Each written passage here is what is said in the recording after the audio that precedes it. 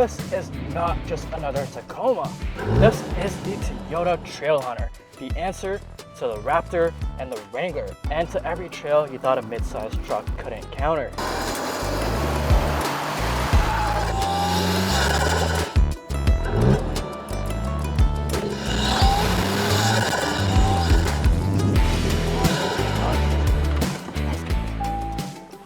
The Tacoma is the most accessible mid-sized truck platform ever. We're taking this Trailhunter deep into the wild to see what it's really made of. Let's break it down.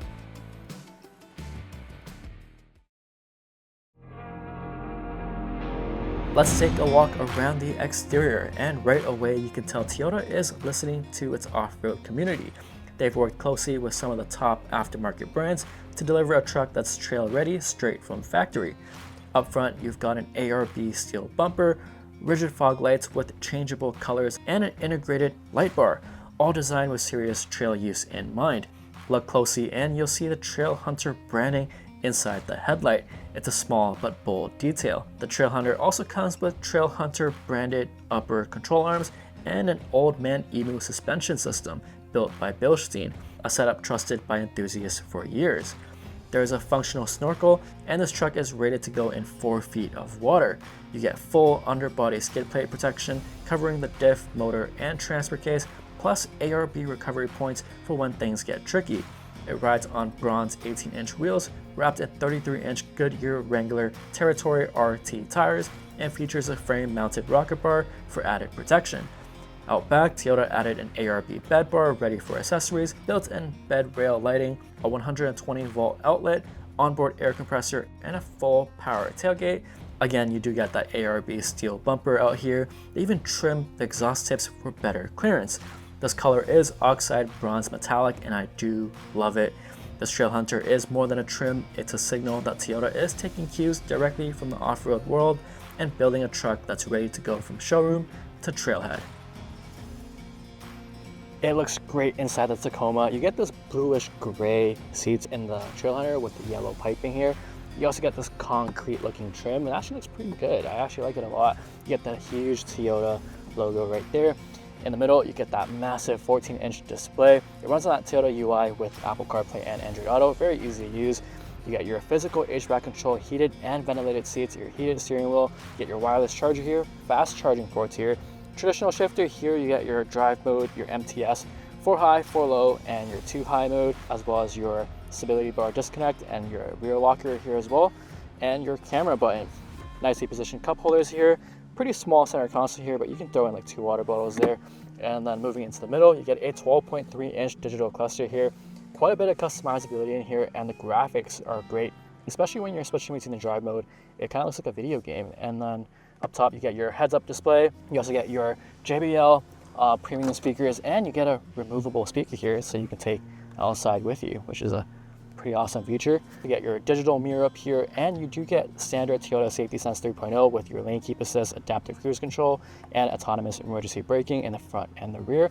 You also get your sunroof here and fully power adjustable seats with lumbar on both the passenger and the driver's side. You also get double paned windows, so it's extra quiet in here. Lots of space inside here as well. Feels very nice. Soft touches where you'd expect. And here's your Toyota key. It's a little bit outdated now, but it's all right. Checking out the rear seat, it is not that much space, but it is average for the mid-sized truck segment. I am sitting right behind myself at 5'8". Legroom, it's okay, it's not the greatest. Headroom's actually pretty good. No panel sunroof here, and you do get your house outlet, your 120 volt, and your 2 USB-Cs here. No center armrest here, and underneath you get your massive hybrid battery. So there's no storage underneath here. Also, the back window does slide open if you want extra air. All right, that turbo is insane. You get a 2.4 liter 4-cylinder iForce Max engine with the hybrid system. It makes 326 horsepower and 465 pound-feet of torque. You got a drive mode select here. We're gonna put it in sport mode, give it a bit of a send from 0 to 60. Brake boost, that whoosh. Oh my God. With that snorkel being right outside that window and my windows partially down, it sounds absolutely sick. When you close the windows, these double pane windows, make the noise go away. It's very quiet in here now. It gets to 60 miles per hour in 7.3 seconds. It does have an 8-speed auto, so no CVT here, so it does downshift even when you're just in electric hybrid mode.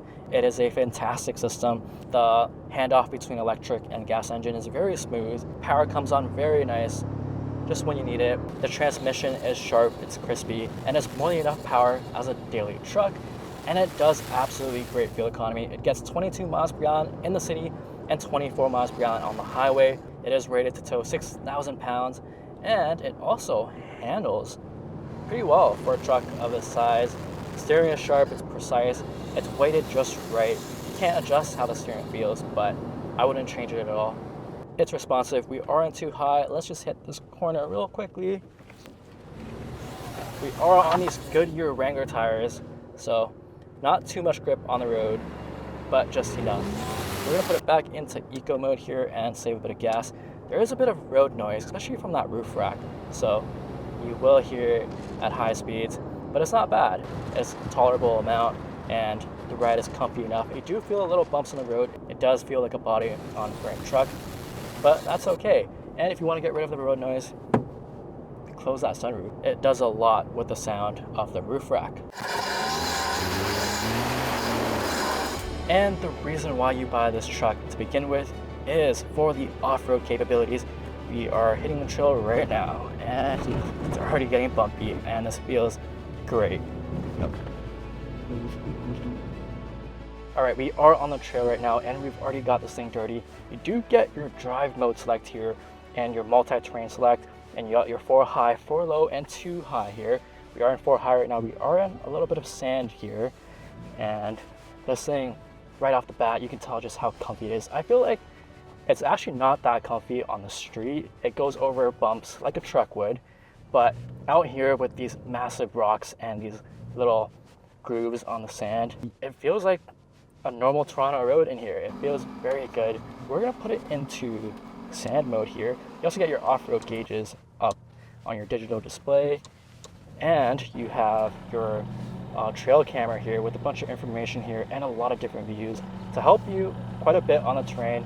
And unlike the TRD Pro, there is no hood vent up front, so it helps you with visibility. And unlike the TRD Pro, it's not exactly made for high-speed jumps. It's actually the more serious rock crawl off-road vehicle, and the suspension is a lot softer and it feels better out here than the TRD Pro.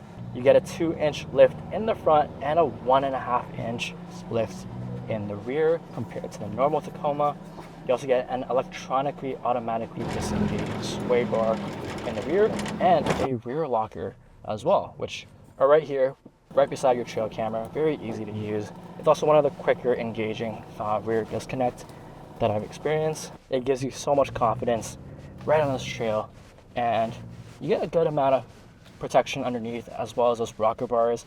We're gonna come into this really tight bend here, and it's on a very steep bank. So we're gonna throw it into 4 low here, and then we're gonna put it back in drive, disconnect the sway bar and lock the rear differential. All right, we're gonna come up this bank. It is hard to tell on camera, but it is very, very steep.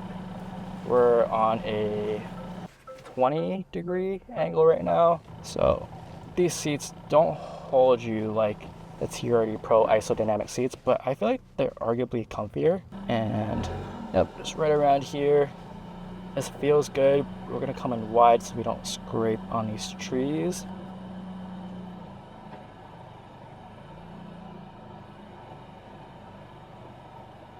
Yeah, this is so solid here. This is probably one of the best off-road vehicles I've taken around this exact corner. The articulation is awesome, especially with the sway bar disconnect. These old Man Emu suspensions are also terrific out here. You also get your crawl control, which we can just turn it right now, and you can turn it to slow down or speed up the crawl. Very easy to use.